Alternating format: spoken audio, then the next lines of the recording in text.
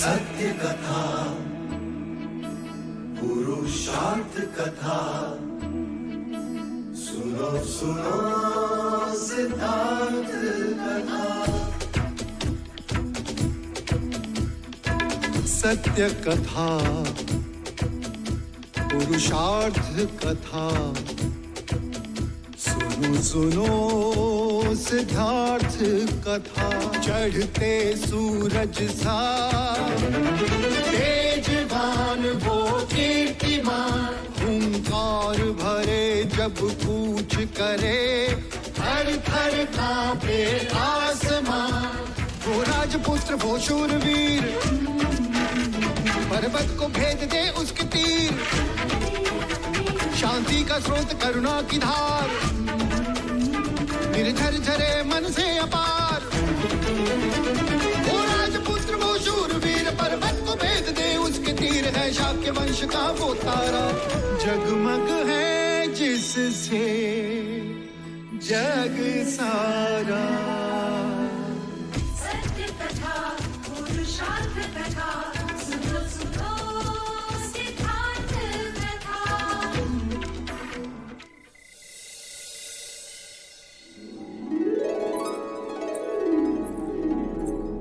प्रणाम।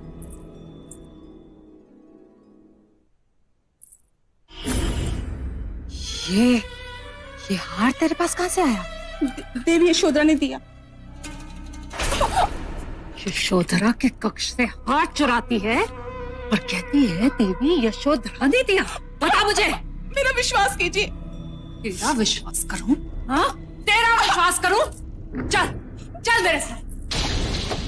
झूठ बोलती है। चल। मंगला काकी, ये क्या कर रही हैं आप? मत रो। हाँ यशो, तेरे चोर को पकड़ूं मैं और तू उससे सहानुभूति जता रही है। इस निर्दोष ने कुछ नहीं चुराया। आंखों वाले अंधे को क्या कहे? ये हार इसी ने चुराया है। नहीं, ये हार मैंने इसे दिया है। क्षमा करना, मेरे कारण तुम्हारे साथ ये दुर्व्यवहार हुआ। निसंकोच जा सकती हो।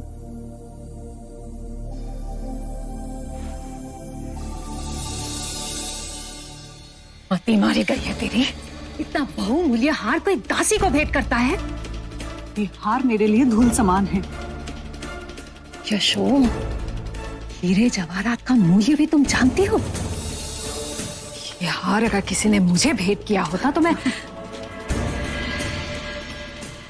आश्चर्य, कुमार देवदत्त ने ये हार मुझे क्यों दिया? अपनी माता को देते जो इसका मूल्य समझ सकती। देवदत्त, और तुमने देवदत्त के दिए हुए उपहार का तिरस्कार किया? बुरी बात, बहुत बुरी बात। और वो बेचारा देवदत्त तुम्हारे लिए कितना चिंतित है। उपहार का मैं कभी तिरस्कार ना करती। कुमार देवदत्त की चिंता का मूल्य भी होता यदि ये हार देने की भावना शुद्ध होती। मैं देवदत्त को परखने में गलत हूं।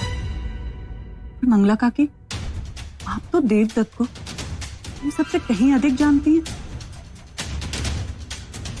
मंगला काकी, देवदत्त के स्वभाव में ही खोट है।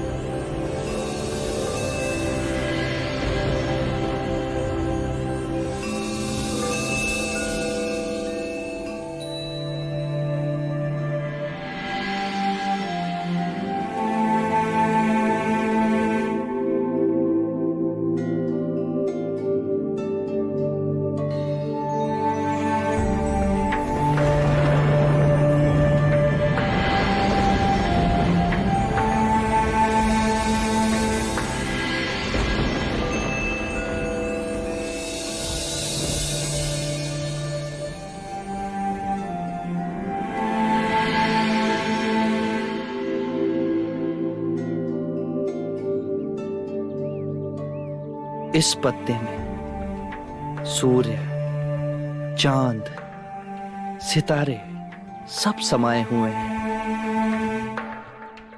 सूर्य के बिना इस पत्ते का अस्तित्व नहीं होता, बादलों के बिना वर्षा नहीं होती, और वर्षा के बिना ये पत्ता नहीं होता। पृथ्वी, अंतरिक्ष, समय, मन सब इसमें समाये हैं। जैसे इस पत्ते का ना कभी जन्म हुआ, वैसे मेरा भी कभी जन्म नहीं हुआ। हम सब केवल प्रकट हुए हैं, इसीलिए हम कभी मृतक नहीं हो सकते, केवल अप्रकट हो जाएंगे। सारा ब्रह्मांड एक दूसरे से जुड़ा है और इसमें कोई द्वैत नहीं, अद्वैत है। प्रकृति का एक रूप यह पत्ता है, मैं हूं, हम सब हैं।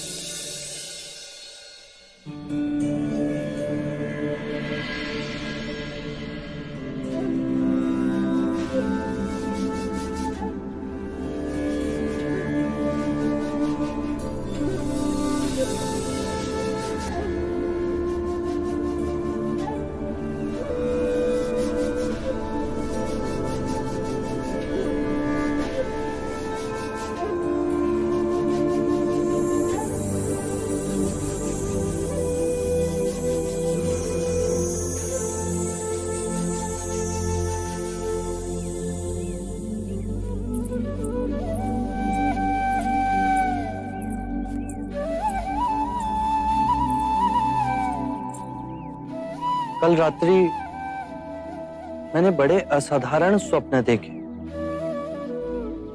जो मुझे कुछ संकेत दे रहे थे।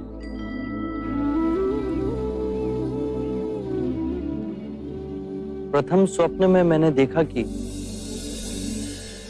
ये पराक्रमी पृथ्वी मेरा बिछोना है, पर्वतों का राजा हिमालय मेरा सिरहाना है, मेरी बाईं भुजा पूर्व के महासागर पे विश्राम कर रही है, मेरी दाईं भुजा पश्चिम के महासागर में टिकी, मेरे दोनों चरण दक्षिण महासागर के जल से प्रक्षालित हैं।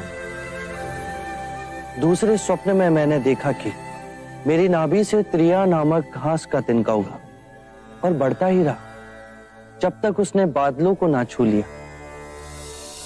तीसरे स्वप्न में मैंने देखा कि हर रूप, हर वर्ण, हर रंग के असंख्य मनुष्य मेरे चरणों में अंजलि दे रहे हैं। चौथे स्वप्न में मैंने देखा कि चारों दिशा से 4 अलग रंगों के पंछी उड़ के मेरी ओर आए, पर मेरे समीप आते ही उनका रूपांतरण हुआ। वो अपने विभिन्न रंगों को त्याग शुभ्र श्वेत रंग के हो गए। ये इस बात का सूचक है, हर रूप, हर रंग के लोग मेरी शरण में आएंगे बिना किसी भेदभाव के। पांचवें स्वप्न में मैंने देखा कि मैं एक गोबर और लीद के पर्वत के नीचे खड़ा हूं। फिर मैं उस पर्वत के शिखर पर चढ़ा और लौट कर नीचे आया, पर मैं मलिन नहीं हुआ। यह संकेत देता है कि मैं जीवन की दलदल में रहकर भी पुनीत रहूंगा। आपके सपने तो हमें समझ ही नहीं आए। मैं भी इन स्वप्नों का अर्थ ढूंढ रहा हूं। मेरे अंतर मन से एक स्वर उठ रहा है कि मैं सद्धर्म का मार्ग पाने वाला हूं। पहले ये खीर तो खा लीजिए।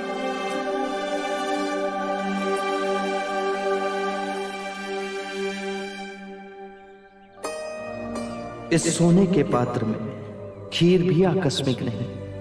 मेरे पहले जिन्होंने भी सम्यक संबोधि प्राप्त की, उन्होंने भी उसे प्राप्त करने से पूर्व सोने के पात्र में खीर खाई होगी।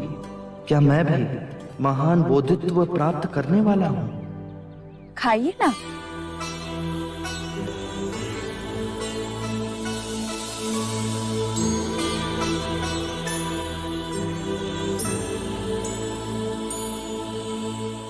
क्या ये स्वर्ण पात्र तुम मुझे दे सकती हो? अवश्य। तो चलो मेरे साथ, मुझे एक परीक्षा लेनी है।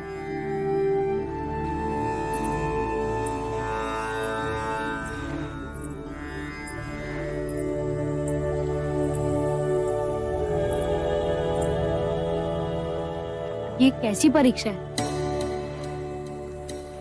यदि मैं बुद्धत्व के निकट हूं तो ये स्वर्ण पात्र नदी के प्रवाह के विपरीत दिशा में बहेगा, अन्यथा डूब जाएगा।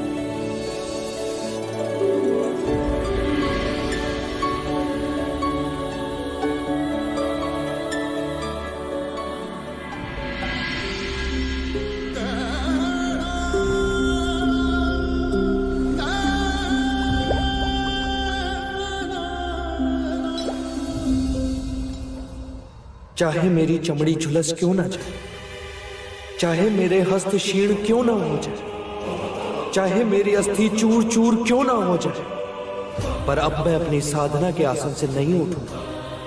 केवल ज्ञान प्राप्त हो, नहीं तो मेरे प्राण जाए।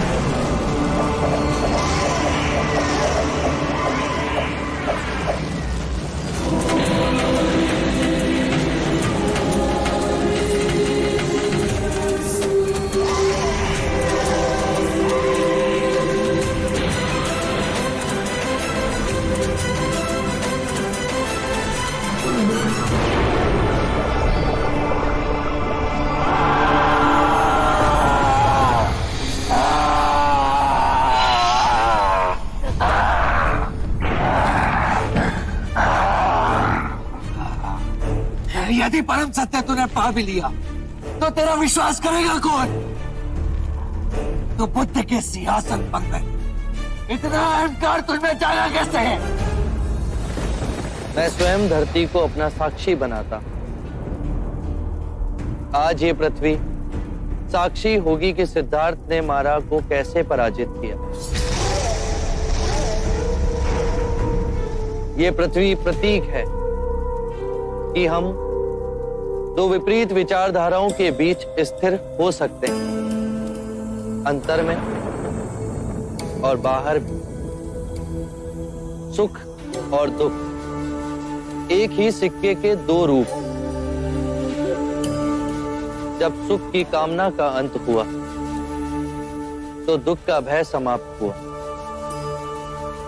जीवन का उद्देश्य हर जीव को विचरना है, उसे अपनी चेतना जगाना है। आकाश गंगाओं में यात्रा करो, पर पैर धरती पर गड़े होने चाहिए।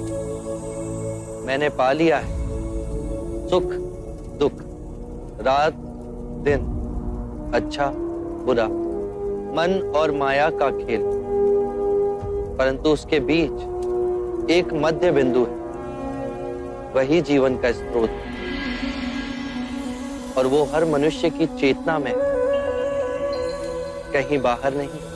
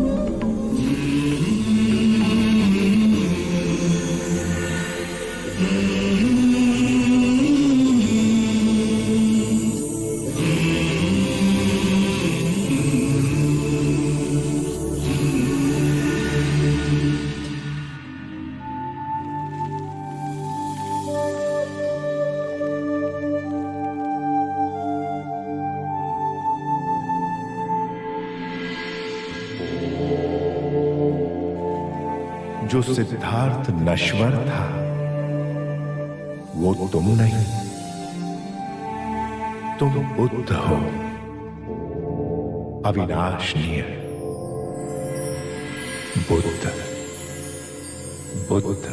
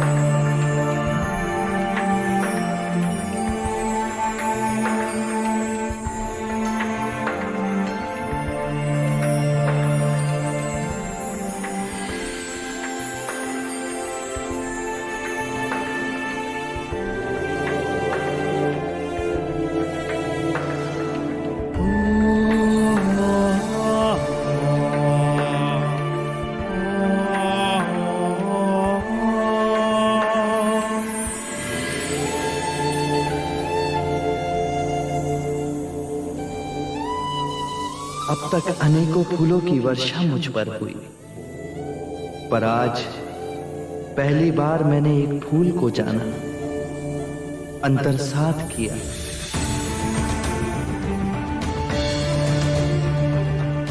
मैं जाग गया तो पूरी प्रकृति ही बदल गई। आज इतनी सघन शांति है जैसे अंतर के नीले आकाश से विचारों के सारे बादल छट गए। मैं भी तुम्हारी तरह स्वच्छंद हो गया। टूट गए सारे बंधन, मिट गए वो अंधेरे जिनमें इतने वर्षों भटका। गहरी नींद में सोया था और अब जाग गया। यदि मैं जाग गया तो सारी मनुष्यता भी जाग सकती है। सब जाग जाएं तो पृथ्वी पर शांति और सुख का नया अध्याय शुरू होगा।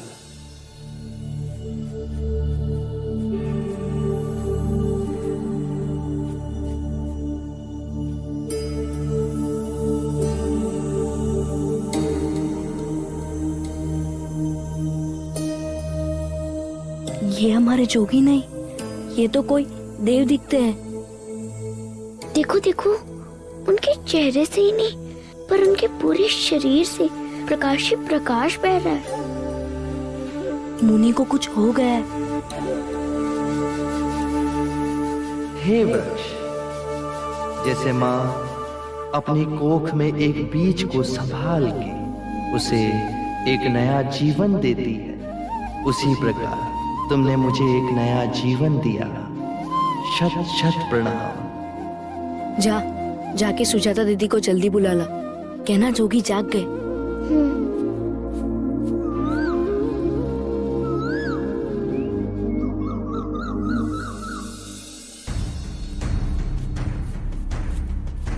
दीदी, दीदी, क्या हुआ?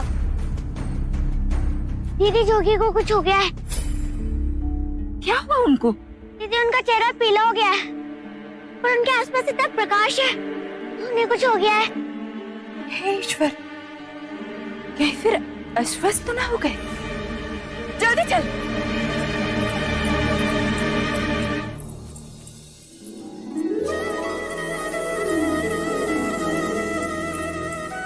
आज मैंने एक बड़ा ही सुखद स्वप्न देखा। यशो, नहीं माँ, पहले आप बोलिए। नहीं, पहले तू बोल। माँ, मैंने कल रात स्वप्न में देखा कि ये कपिलवस्तु लौट आए हैं। चारों ओर ढोल नगाड़े बज रहे हैं, प्रजा जन के द्वार पर दीपक जल रहे हैं, रंगोली बनी है और वो लोग पूजा की थाल लेकर उनकी प्रतीक्षा कर रहे हैं। चारों ओर से फूलों की वर्षा हो रही है, परंतु वो ना दिखे, केवल उनके सुंदर चरण दिखाई दिए। तुझे कैसे पता कि वो चरण सिद्धार्थ के ही थे? हाँ माँ, उन्हीं के थे। अच्छा, अब आप बताइए कि आप क्या कह रही थी? मुझे भी कल रात बहुत मीठी नींद आई।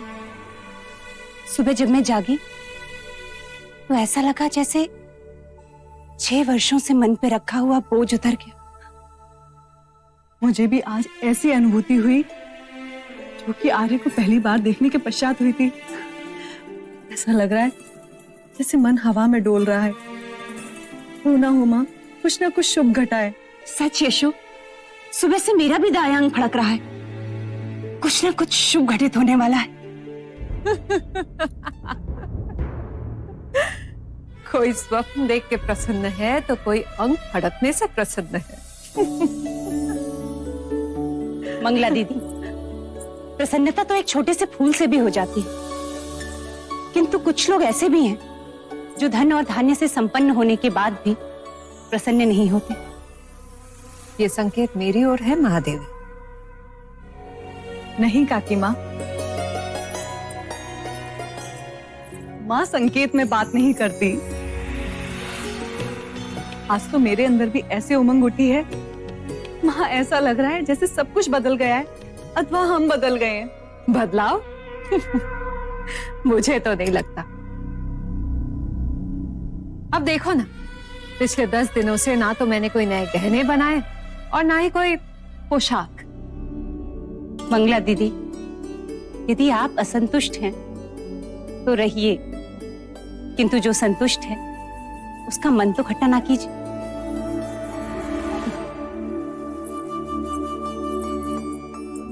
पता नहीं क्यों आज हर क्षण मैं इनकी ओर खींची जा रही हूँ माँ। अवश्य ही सिद्धार्थ की कोई शुभ सूचना आने वाली है।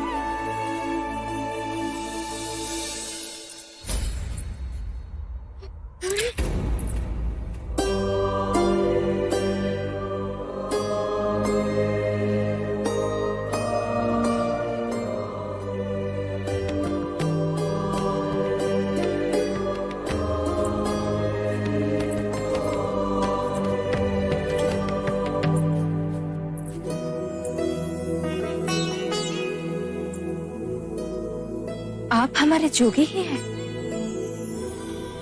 आपकी आभा कितनी प्रकाशमय है, जैसे गयाशीष पर्वत पर उठता पूर्णिमा का चंद्र। आंखों में गौ समान करुणा और जंगल के सिंह समान निर्भीकता। आभार तुम सबका, आभार। हमने तो कुछ नहीं किया। निस्वार्थ प्रेम दिया। आपको आपकी जो खोज थी वो पूर्ण हुई है ना? हाँ, सोया था, जाग गया। ये कैसी अद्भुत खोज की आपने? हमें समझाएंगे?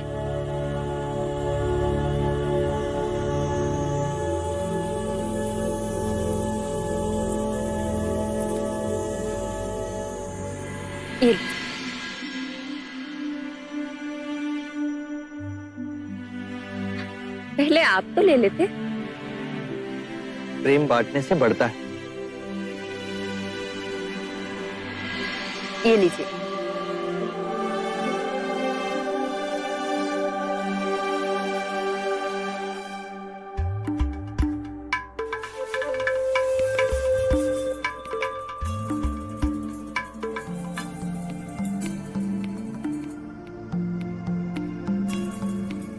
जब हम नारंगी खाते हैं तो हम उसे पूर्ण जागरूक होकर नहीं खाते।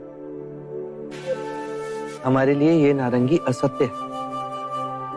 यदि ये नारंगी असत्य है तो इसे खाने वाला भी असत्य हुआ ना। बेहोशी में हम इसे खाते हैं। यदि हम इसे होश पूर्वक खाएं तो इसका अर्थ है हम पूरी चेतना से इस नारंगी के साथ एक रिश्ता जोड़ रहे हैं। ऐसा क्यों होता है? क्योंकि नारंगी खाने में हमारा ध्यान नहीं होता। हमारा मन अंदर ही अंदर असंख्य विचारों के पीछे दौड़ता रहता है। आने वाले कल की चिंता, बीते हुए कल का रोना। यदि वो इस ही क्षण में हो तो ये नारंगी यथार्थ है और फिर तुम भी यथार्थ हो, सत्य हो। जो व्यक्ति जाग गया उसे इस क्षण इस नारंगी में वो सब दिखाई देगा जो एक बेहोश व्यक्ति कभी नहीं देख सकेगा। जागा हुआ व्यक्ति उस वृक्ष को देखेगा जहां ये उपजा। वसंत ऋतु में उस वृक्ष पर खिलते हुए फूलों को देखेगा। धूप को, उस वृक्ष को पालते हुए देखेगा। वर्षा की बूंदों को उसे सींचते हुए देखेगा। पूरी प्रकृति इसमें समाई। कितनी सरल सी बात, लेकिन ये हमें क्यों नहीं समझ आई? ये समस्या नहीं, इसे अपने हृदय से देखना पड़ता है। इस नारंगी में और हमारे जीवन में समानता है। बताओ, इस नारंगी में कितनी फाके? उसी प्रकार हर दिन में 24 घंटे होते हैं। 24 घंटों को होशपूर्ण इस तरह से जीना जैसे इस नारंगी की एक एक भाग का रस चखना। दिन के पल को चेतना में जियो। जो पीछे चला गया उसका ना राग मन में हो और ना ही आने वाले कल के सपनों की नींद में मूर्छित हो। इसी क्षण में पूर्ण जियो। यदि जीवन ऐसे जी लिया तो एक समझ जागेगी अपने विषय में और उसमें, जिसे हम अपने से बाहर समझते हैं। यदि ये समझ जागेगी तो हमारे अंदर करुणा और प्रेम का भाव स्वाभाविक जागेगा, और उस करुणा और प्रेम से हम एक दूसरे को स्वीकार करेंगे। हम स्वयं जान जाएंगे कि हम में और अनेक में कोई भेद नहीं, एक ही चेतना, एक ही स्रोत। अब इसे खाइए।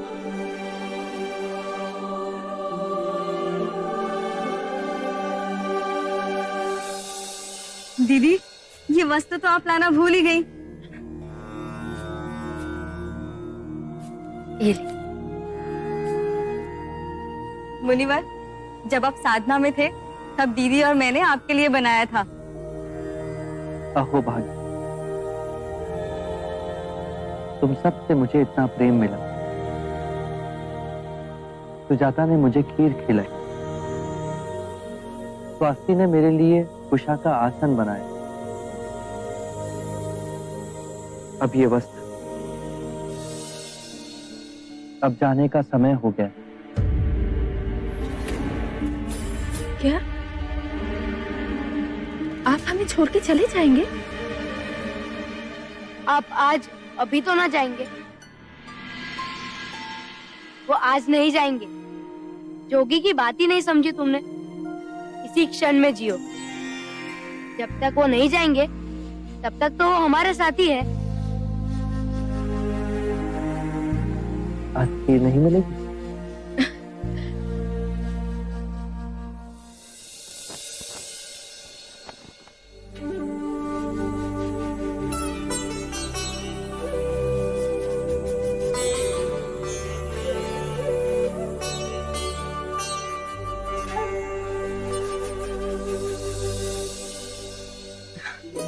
जाओ, गुरुजी को प्रणाम करो।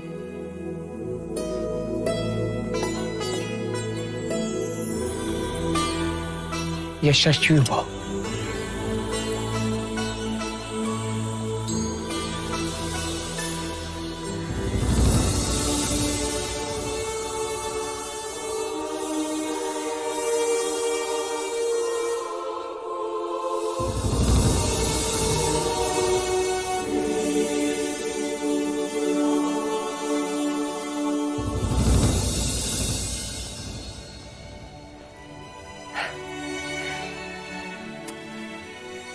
आज से तुम्हारी शिक्षा प्रारंभ हो रही है। खूब मन लगाकर अभ्यास करना।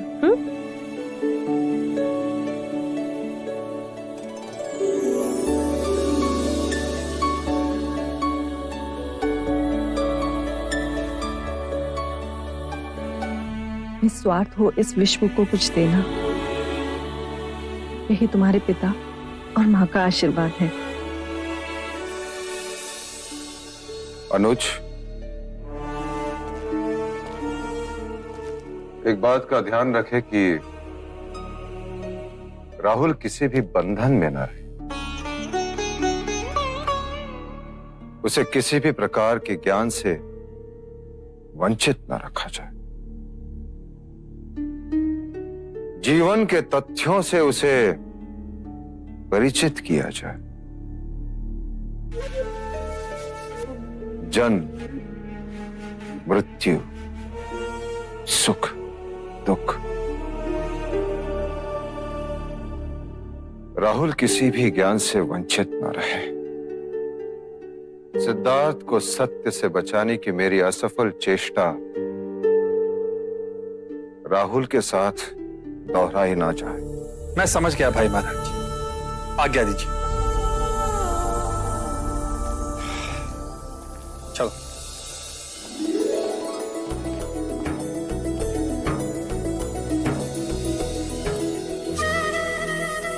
नंद, नंद,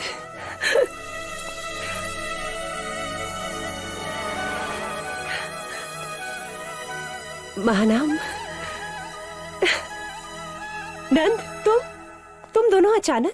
शिक्षा पूर्ण हो गई माँ। तो घर आने की इतनी व्याकुलता हुई कि मैं सीधे ज्येष्ठ महानम के पास गया। और हम रात्रि में ही गुरुकुल से निकल पड़े। मैंने कहा था ना माँ कि कुछ ना कुछ शुभ होने वाला है। राहुल विद्या प्राप्त करने जाएगा और नंद और महानामा विद्या प्राप्त करके आ गए। तो राहुल को घुड़सवारी मैं ही सिखाऊंगा और इसे अस्त्र शस्त्र का ज्ञान मैं ही दूंगा। अरे उसे बड़ा तो होने दो, उसके पश्चात जो चाहिए सिखा देना। पिताश्री,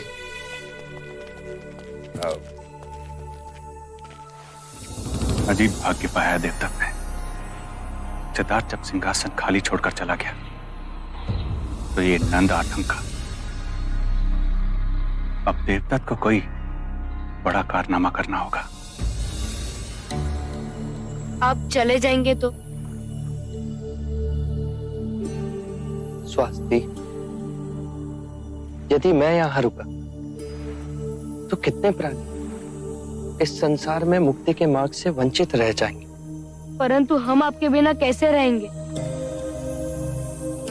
देखो स्वास्थ्य, तुम्हारे पानी में पत्थर फेंकने से एक तरंग उठी और उस तरंग से कितनी और तरंगे बनती गई। ऐसा क्यों हुआ?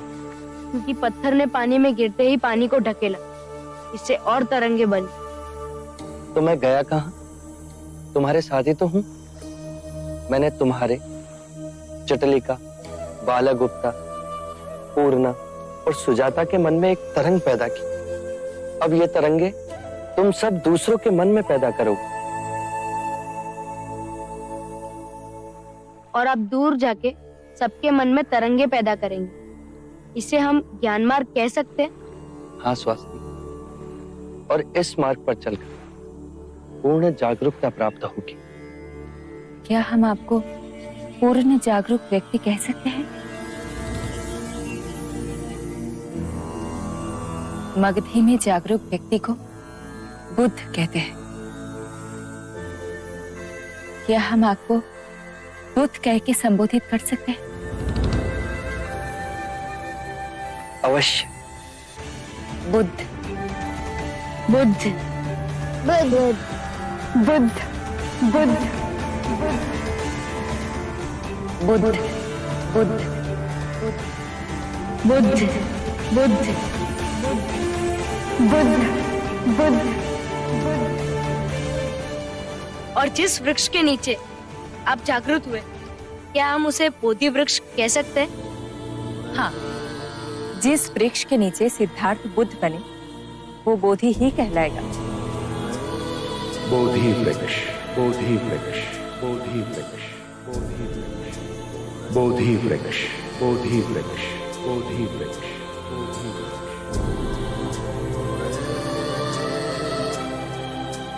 जिस सत्य को मैंने पा लिया है, अब वो मेरी ही नहीं, सारे संसार की संपत्ति है। अब वो संपूर्ण मानव जाति को उपलब्ध होनी चाहिए।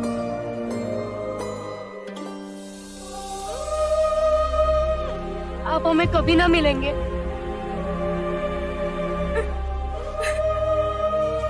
मैं तुम्हें वचन देता हूं, हम फिर मिलेंगे। मैं उरुवेला अवश्य लौट कर आऊंगा। मेरे इस मार्ग की खोज में आप सब मेरे सहयात्री।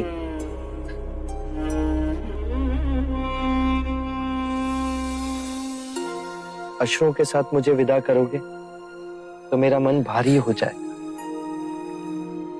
आप सब मुझे मुस्कुराकर विदा करें।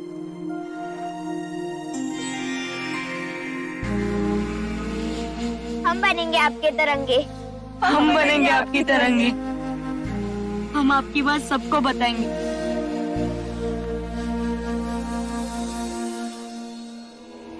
आरंभ हो गई निर्वाण प्रथा, सुनो सुनो